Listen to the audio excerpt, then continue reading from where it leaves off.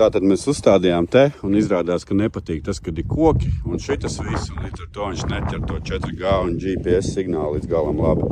Aplikācija īstenībā latviešu valodā mums paziņoja, lai mēs nomainam lokāciju uzlādes pašai stacijai. Mēs izdomājam, ka nesīsim jau tur viņu attiecīgi pie mājas liksim. Uzlikām tagad šī vietā, to ir pārbaudīsim, vai signāls ir. Janka paturēs antēnu rokā. Tikmēr. Nē, pako, Janko. Nē, a ja mēs uzreiz tur pamēģināt, jā, pieskrūt, ne? Savilcējiem.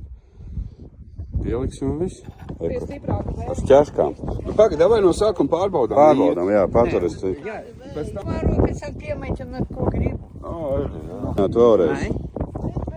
Skatāmies GPS signālu. Pieejams GPS signāls, skaties. Tālāk. Ko tu man rādi, ka tas... Tagad man vajag pateikt instalāciju pabeigt, un mums šis jāpieliek, jo tikko tu viņu izkustinās tādas karti pa jaunu, kas jāzīmē.